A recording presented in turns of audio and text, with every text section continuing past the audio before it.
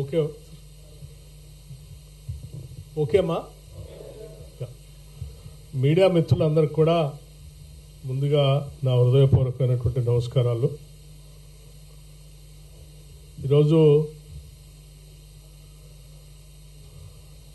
ఈ దేశానికి ప్రపంచ పటం మీద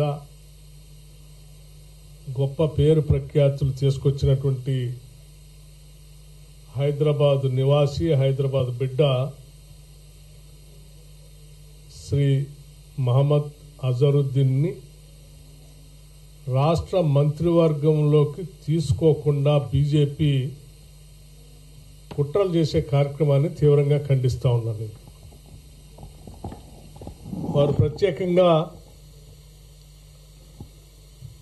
రాష్ట్ర భారతీయ జనతా పార్టీకి సంబంధించిన నాయకత్వం,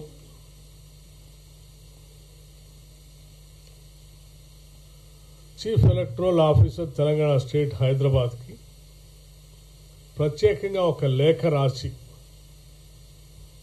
అజరుద్దీన్ గారిని రాష్ట్ర కేబినెట్లోకి కాంగ్రెస్ పార్టీ ఆలోచన మేరకు ప్రభుత్వంలోకి ఆయన మంత్రివర్గంలో తీసుకుంటున్నారు అని పత్రికల ద్వారా తెలిసింది. అటువంటి వ్యక్తిని ఇప్పుడు కేబినెట్లోకి తీసుకోవద్దు అని చెప్పి వారు ప్రత్యేకంగా లెక్క రాశారు. సరే, హైదరాబాద్ మీద కానీ ఈ రాష్ట్రం మీద కానీ దేశం మీద కానీ ప్రేమ ఉన్నటువంటి ఏ వ్యక్తులైనా భారతదేశానికి పేరు ప్రఖ్యాతులు తీసుకొచ్చినటువంటి ఒక గొప్ప క్రికెట్ క్రీడాకారుడు మహమ్మద్ అజరుద్దీన్. హైదరాబాద్ బిడ్డ, మన కీర్తి పతాకాన్ని రెపరెపలాడించినటువంటి వ్యక్తి. దేశమంతా కూడా అజరుద్దీన్ అనంటే ఈ దేశ ఔన్నత్యాన్ని, దేశ ప్రతిష్టని ప్రపంచ పటం పైన నిలబెట్టినటువంటి గొప్ప క్రీడాకారుడని పొగుడుతూ ఉంటారు.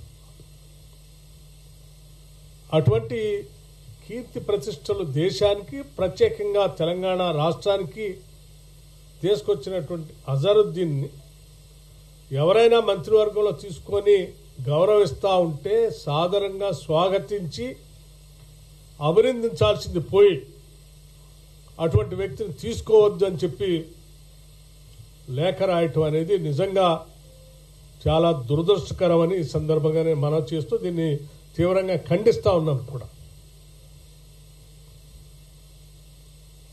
జూబ్లీహిల్స్ లో జరుగుతున్నటువంటి ఎన్నికల్లో కేవలం టిఆర్ఎస్ పార్టీని గెలిపించడం కోసం చేస్తున్నటువంటి ప్రయత్నంలో భాగంగానే ఈరోజు భారతీయ జనతా పార్టీ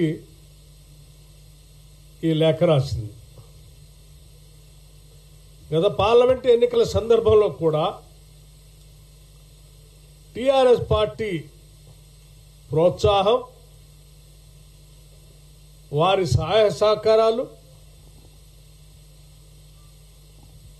బీజేపీని ఎట్టి పరిస్థితుల్లో గెలిపించాలనేటువంటి తాపత్రయంతోనే వారు వాళ్ళ ఓట్లన్నింటినీ తగ్గించుకొని బీజేపీకి వేస్తేనే 8 సీట్లు వచ్చాయి బీజేపీ.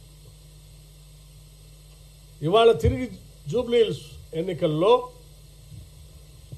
తను ఎట్లా గెలవదు కాబట్టి, గెలవటానికి అవకాశం లేదు కాబట్టి అత్యంత బలహీనమైనటువంటి క్యాండిడేట్ పెట్టడమే కాకుండా అది కూడా చాలా రోజుల దాకా ప్రకటించకుండా టీఆర్ఎస్ని ఏదో రకంగా గెలిపించాలి ఆ ప్రయత్నంలో, ఆ కుట్రలో భాగంగానే ఈరోజు అజరుద్దీన్కి మంత్రివర్గంలో స్థానం కల్పించొద్దు, అలా కల్పిస్తే ముస్లిం మైనార్టీలుకి మేలు చేసినట్టు అవుతుంది, ఆ కార్యక్రమం జరగొద్దు అనేటువంటి ఒక కుట్ర ఇండైరెక్ట్గా కనిపిస్తా ఉంది. నేను చాలా స్పష్టంగా అడుగుతా ఉన్నాను, ఒక ప్రఖ్యాత విఖ్యాత క్రీడాకారుడికి మంత్రివర్గంలో అవకాశం కల్పించడం కేవలం ఈ రాష్ట్రంలో ఉన్నటువంటి దేశంలో ఉన్నటువంటి క్రీడాకారులకే గర్వకారణం కాదు. రాష్ట్రం మీద ప్రేమ, అభిమానం, దేశం పైన గౌరవం, అభిమానం, గర్వం ఉన్నటువంటి వాళ్ళందరికీ కూడా ఇది గొప్ప కార్యక్రమంగానే చూస్తాను నేను. అజరుద్దీన్తో ప్రమాణ స్వీకారం చేయించకుండా భారతీయ జనతా పార్టీ ఈ రాష్ట్ర గవర్నర్ గారి పైన కూడా ఒత్తిడి తెస్తున్నట్టుగా తెలుస్తుంది. సరే, ఈ గవర్నర్ గారు గొప్ప వ్యక్తి, వారు అటువంటి ఒత్తిడికి లొంగరు. కానీ భారతీయ జనతా పార్టీ సాధ్యమైనంత వరకు ఆ ప్రయత్నం చేస్తూ ఉంది. ఈ విషయం కూడా తెలిసి చాలా చింతిస్తూ ఉన్నాం. అట్లాగే భారతీయ జనతా పార్టీ వారి అవసరాలకు అనుగుణంగా వారికి మేలు జరుగుతూ ఉంటే ఒకలాగా, అవతల వాళ్ళకి నష్టం చేయాలనుకుంటే ఇంకోలాగా వారు చేసేటువంటి కార్యకలాపాలన్నీ కూడా ఈ దేశంలో ప్రజలు గమనిస్తూనే ఉన్నారు. ఏదో బై ఎలక్షన్ జరుగుతుంది కాబట్టి అజరుద్దీన్ గారికి మంత్రివర్గంలో తీసుకుంటే ఆ ప్రాంతంలో ఉన్న మైనార్టీలంతా ఒక రకమైన నిర్ణయం తీసుకుంటారు. దానివల్ల మాకేదో నష్టం జరుగుతుంది, ఇంకోళ్ళకి ఏదో జరుగుతుంది, ఇంకో పార్టీకి ఏదో మేలు జరుగుతుంది అనేటువంటి ఆలోచన చేసి కుట్ర చేసి చేస్తూ ఉన్నారు. బై ఎలక్షన్ జరిగేది జూబ్లీ హిల్స్. బయట ప్రమాణ స్వీకారం చేసే దగ్గర కానీ మిగతా దగ్గర కానీ కోడ్ ఆఫ్ కండక్ట్ ఏం లేదు. మీరు గతంలో రాజస్థాన్లో గంగానగర్ జిల్లా కరణ్పూర్ నియోజకవర్గం ఉప ఎన్నిక సందర్భంగా కేవలం 30 రోజుల ఎన్నిక ఉందనగా అక్కడ ఉన్నటువంటి ఆ ఎన్నికల్లో పోటీ చేసే కరణ్పూర్ శాసనసభ నియోజకవర్గంలో పోటీ చేసే అభ్యర్థిని మీరు నేరుగా ఆ అభ్యర్థిని మంత్రివర్గంలో తీసుకొని ప్రమాణ స్వీకారం చేపించినటువంటి వాస్తవ పరిస్థితులను మర్చిపోయారా అని నేను అడుగుతా ఉన్నాను. ఈరోజు మీరైతేనేమో నేరుగా అసలు అక్కడ పోటీ చేస్తున్న ఆ బై ఎలక్షన్లో పోటీ చేస్తున్న ఆ శాసనసభ నియోజకవర్గంలో అభ్యర్థిని తీసుకోవచ్చు. ఇక్కడ ఎన్నికల్లో పోటీ కూడా చేయట్లేదు ఆయన. ఆల్రెడీ ఆయన శాసన మండలి సభ్యుడు కూడా. అటువంటి వ్యక్తిని తీసుకోవద్దని మీరు చేసేటువంటి ఆలోచన కేవలం బీఆర్ఎస్ పార్టీకి మేలు చేయటం కోసం చేస్తున్నటువంటి కుట్రగానే నేను చాలా స్పష్టంగా చెప్పదలుచుకున్నాను. దీని ద్వారా మరొక్కసారి, సరే గతంలో ఎట్లాగూ ఆ పార్టీకి సంబంధించినటువంటి కల్వకుంట్ల కవిత గారు చాలా స్పష్టంగా చెప్పారు, బీఆర్ఎస్ పార్టీ బీజేపీతో కలిసిపోయింది, మెర్జ్ చేయటం కోసం కూడా ప్రయత్నాలు చేశారు, అందుకే వాటన్నిటిని కూడా నేను బయట పెడుతున్నాను కూడా వారు చెప్పారు. మరొక్కసారి మీరు ఆ వాస్తవ పరిస్థితులు నిజమే అని చెప్పి ప్రక్రియ ఈరోజు టీఆర్ఎస్కి మేలు జరగటం కోసం చేస్తున్నటువంటి పనితో ఇవాళ టీఆర్ఎస్ బీజేపీ కలిసిపోయి ఈ రాష్ట్రంలో రాజకీయ పోకటికి ప్రయాణం సాగిస్తున్నారనేది దీని ద్వారా స్పష్టంగా అర్థం అవుతా ఉంది.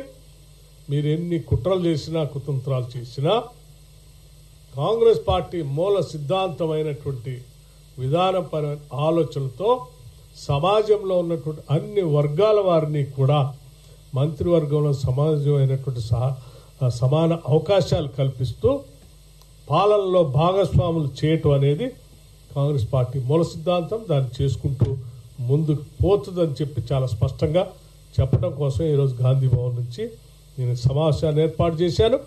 అజరుద్దీన్ గారిపై చేస్తున్న ఈ కుట్రలను తీవ్రంగా ఖండిస్తా ఉన్నాను కూడా.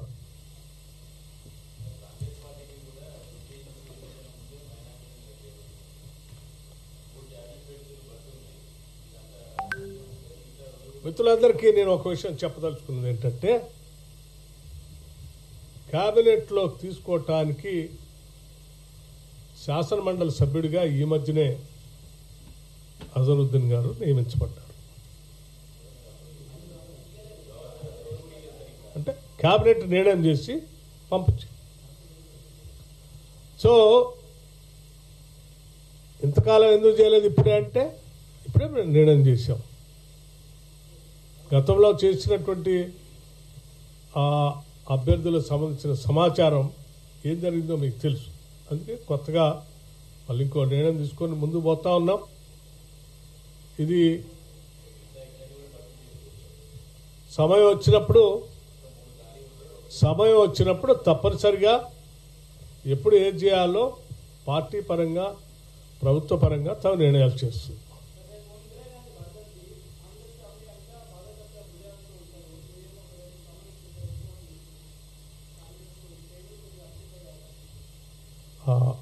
ఇందిరాగాంధీ గారు దేశ సమగ్రత, సమైక్యత,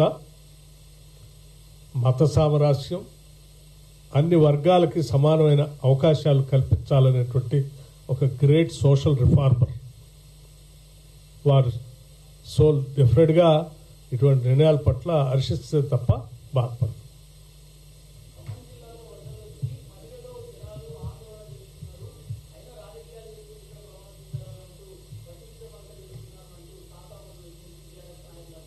తాత మధు ఎమ్మెల్సీ గారు ఏం మాట్లాడారో నాకు తెలియదు, కానీ మీరు అడిగిన ప్రశ్నకు మాత్రం నేను చాలా స్పష్టంగా సమాధానం చెప్పదలుచుకున్నాను. ఈ రాష్ట్ర ఉప ముఖ్యమంత్రిగా అట్లాగే ముఖ్యమంత్రిగా రేవంత్ రెడ్డి గారు, నేను, మిగతా మంత్రివర్గ సహచరులు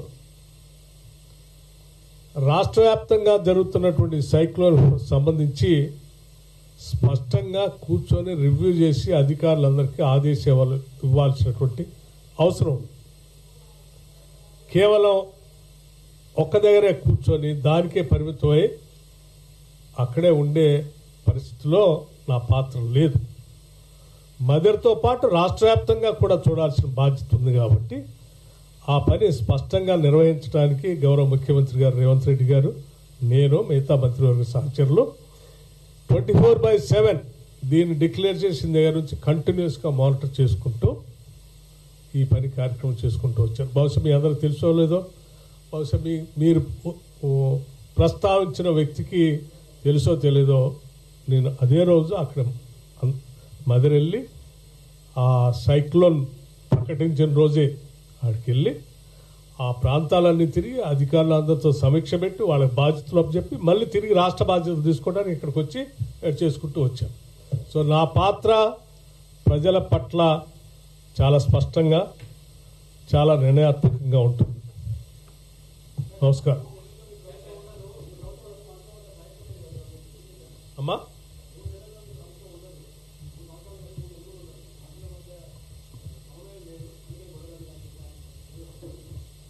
సరే, అవగాహన లేనటువంటి కొద్దిమంది ఏదో మాట్లాడుతూ ఉంటారు.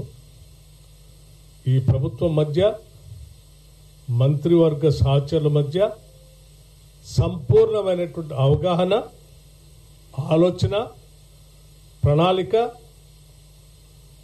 తీసుకోవాల్సిన నిర్ణయాల పట్ల నిబద్ధత, సంకల్పం, స్పష్టత అన్నీ ఉన్నాయి.